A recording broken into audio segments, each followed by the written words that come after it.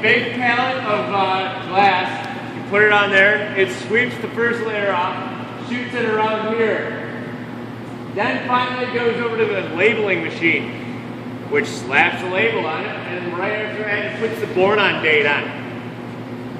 After that it goes into the filling machine. The filling machine has 3 stations. The first station rinses and sanitizes. The second one finally fills it. And then the third one caps and fobs the bottles.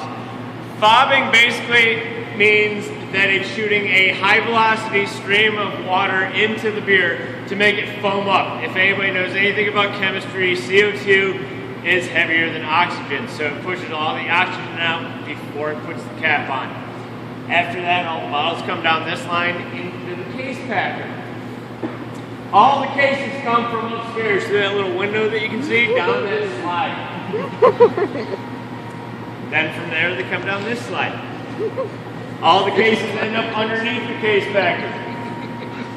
The case packer picks the box up, drops 24 bottles into it, and then finally sends it down to this last spray machine. The last spray machine is what finally glues them shut, and then somebody's at the end of the line stacking them.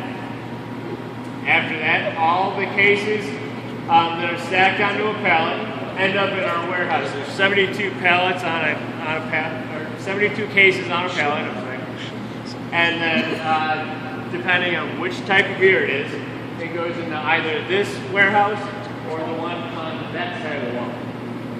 So now we can go check out and look through the windows. I'll open the door, but we can't go in there because there's actually somebody working in there with a forklift right now, trying to organize stuff. And then